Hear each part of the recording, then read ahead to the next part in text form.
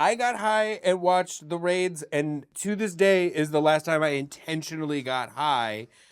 These movies were so viscerally intense to me that I was like, it ended my high for all of my 20s. This is not a chill movie. This is just a show about what I'm scared of when I'm high.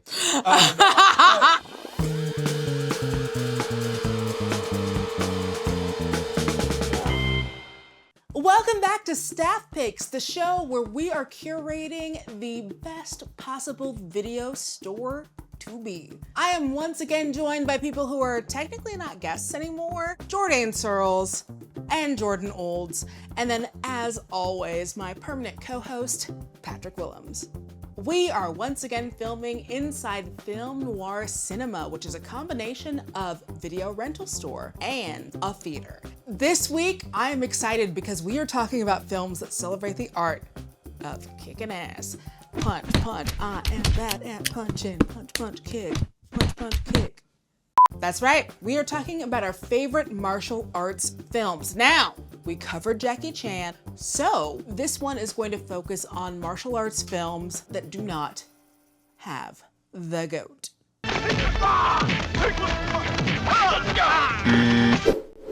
All right, Patrick, what'd you bring for us? Okay, so for my martial arts pick, I kind of cheated a little bit. What I brought is partly a martial arts movie, but it probably would not be the first genre people would put it in. Mm-hmm. I brought the Stephen Chow martial arts sports comedy, Shaolin Soccer. Shut your face. Which is a movie I have loved for a very long time. The quick pitch for this movie is it's about a group of Shaolin Kung Fu masters who are all like kind of brothers, not biological brothers, but they became brothers through like training under their master. Yes. And then a former soccer star who has fallen from glory discovers that these guys have amazing kung fu abilities and realizes, wait a second, they could form a soccer team. And then they play soccer and become the greatest team in the world, and they go up against really the most evil team since Team Iceland in D2 the Mighty Ducks, a team called Team Evil, who are evil. And it is obviously, this is the movie that Stephen Chow would star in and direct before he made Kung Fu Hustle. That was his follow-up to this. This movie is a hysterically funny comedy. It is a deeply silly movie, but it is also maybe the most like visually jaw-dropping comedy I've ever seen, because the soccer scenes in this movie are shot basically like the greatest kung fu fight scene you've ever seen. They'll be shot in these really long, wide takes where the players will be flying on wires, and the only thing that is CGI is the ball, and it's like actually like astonishing to look at. To wrap up my pitch for the movie, Shaolin Soccer is a movie where a character kicks the soccer ball so hard that it catches on fire, and then while on fire, it turns into a tiger, and then blows away the entire goal and just makes a crater on the field. Shaolin Soccer is so good that when people started talking about like, oh, there's like anime that focuses on sports, there's hockey anime, like, yes. Slam dunk. Slam dunk, yes. This was the one that made me be like, oh, I gotta go check those out, because I was like, I don't care about real sports. I only like the ones where everything is made up and nothing's real. Shaolin Soccer is so funny. It's so funny. And some of them are sexy. The goalie on this team, they found a guy who looks like a clone of Bruce Lee. And there's the joke where he's the goalie and he's dressed in the Bruce Lee Game of Death jumpsuit. Can we maybe do an episode that's just about people who wear the Game of Death jumpsuit someday? Oh, that's a great idea. It's a lot. It's true. There are a lot. The last thing I want to say about Shaolin Soccer, a movie that I love so much, is that, again, this is a show about physical media. And right here I am holding the imported Chinese Blu-ray of this that I bought on eBay, because this, tragically, was released in the US by Miramax Films, who cut about 25 minutes out of the movie and put a really bad dub on it. And so if you try to watch it most places, you're gonna get the butchered Western release. Wait, I think that's the one I saw. Oh no. Well, Danielle, good news for you. There's like 25 minutes you haven't seen of Shaolin Soccer. I want to see those 25 minutes. Yeah. Anyway, I know this is not a traditional martial arts movie, but it is my pick. I'm putting it Oh on no, here. that's a fantastic pick. That sounds really cool. It's great. Jordan, I believe you're next. I believe so. And I picked a movie that literally barely exists. Like, the footage itself is barely there. This movie is called Master of the Flying Guillotine, and it is held together with chewing gum and alleged mafia money. Like, this thing is probably the most influential martial arts movie that isn't Enter the Dragon. Yeah. This movie has invaded all types of media. Like, not just like did it influence so many other movies, it also the Wu-Tang Clan. Like, this, in the song Wu-Tang Clan Ain't Nothing to Fuck With, the first martial arts reference is the flying guillotine. This movie Do you want to say that for us? Do you want to do the... You want to do it.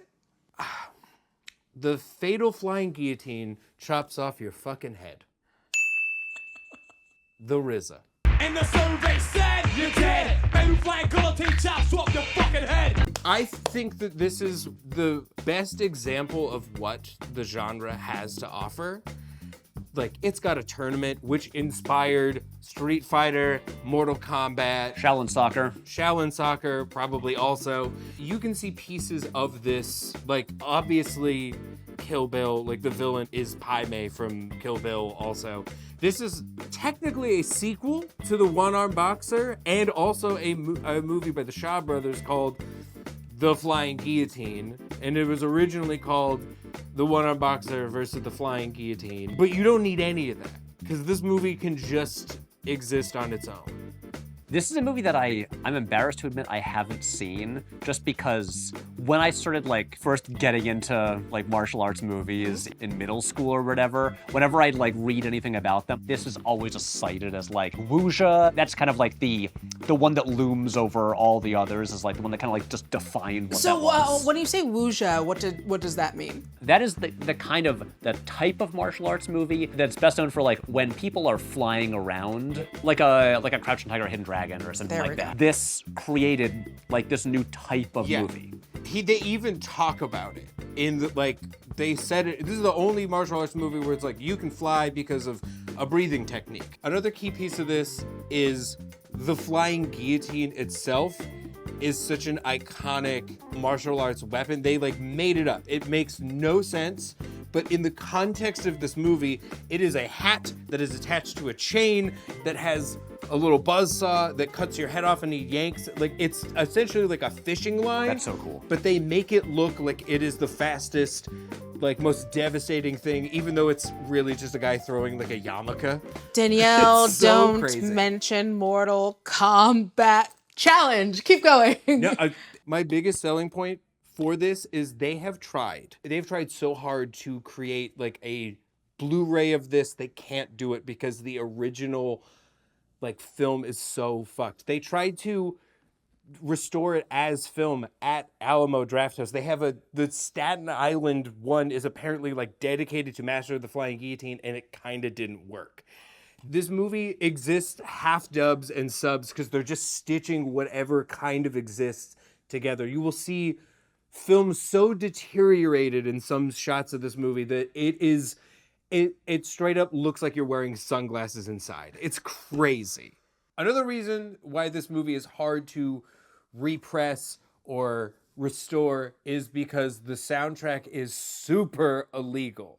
They got no permission to use most of the music in here, which is all just like Tangerine Dream and Kraftwerk side projects. The main theme of the movie is a song from a Kraftwerk side project called New, and it's like a fast synth punk song. That same band slowed down their own song and put it on that album as well, and then that's also like the villain's theme song.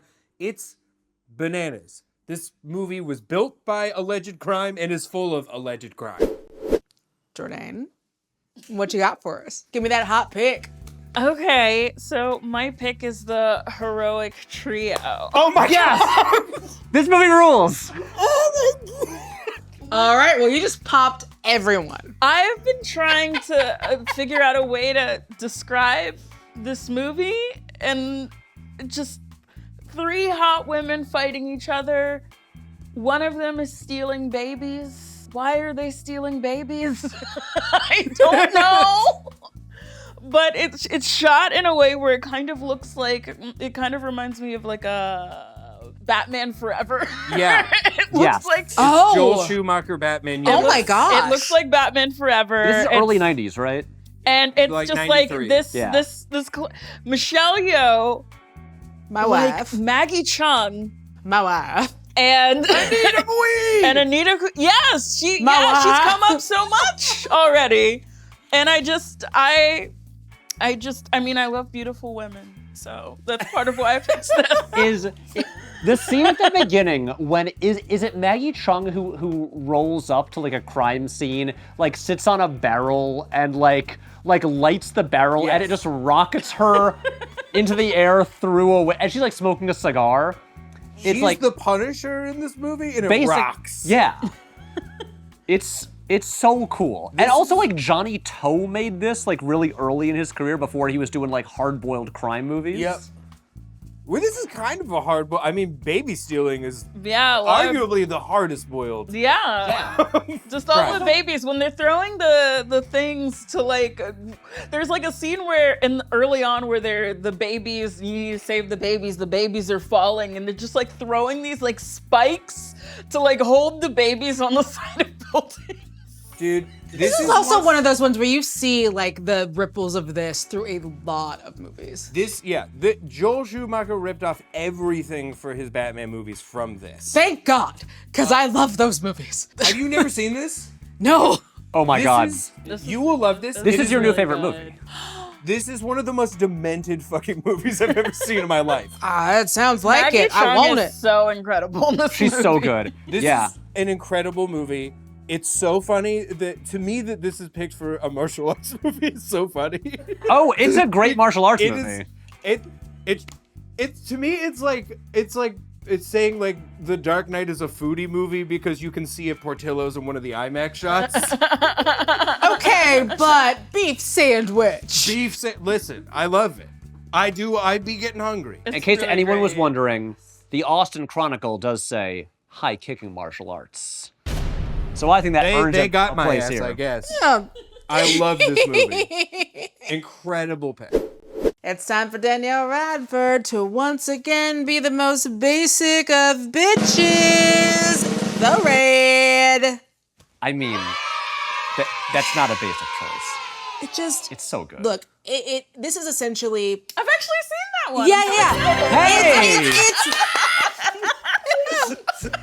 It's basically Die Hard if you are trying to save not a princess in a castle, but trying to go from like one level to another level to another level. It is wall-to-wall action. There'd be no John Wick if there was not for The Raid. True. Also, this is such a dumb thing. There's this movie called The Princess starring Joey King, which is yeah, basically last year. Yeah, which is basically The Raid, but if it was a princess trying to escape a town. Right. Well, it was kind of like how Dredd was basically Judge Dredd in The Raid. Yes. It's like a new type of movie. It's also, I'm just gonna say, I would say The Raid is the best martial arts movie directed by a Welshman. Yep. Is it the only martial arts movie directed by Welshman? Well, You that- can't Who knows? prove that. that's We The should look Raid that too. up. I will say, I do really like The Raid too, also.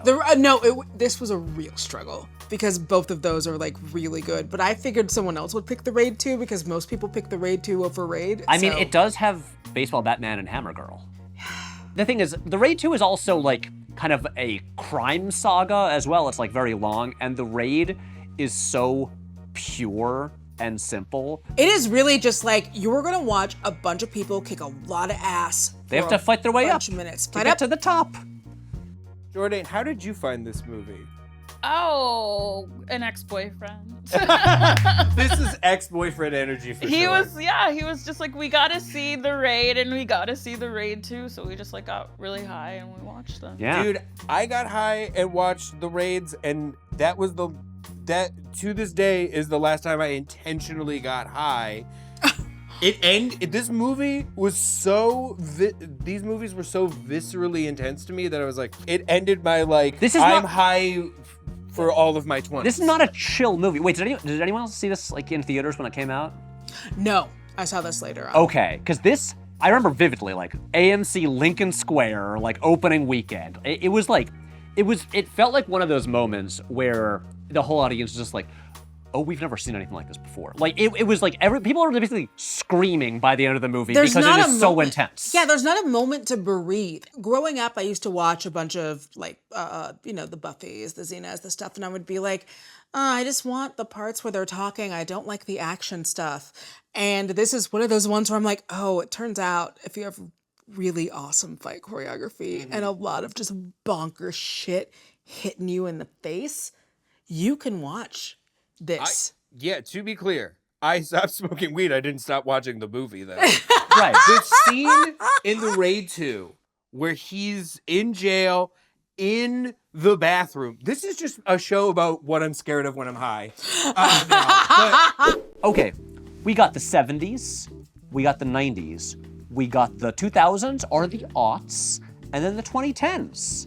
Over here, we have different eras of martial arts movies. This is really hard because with Master of the Flying Guillotine, again, preserving stuff that might not be preserved if we don't do it in our video store is something that I do weight when I talk about movies, but also like, I like The Raid. That's gonna be everywhere.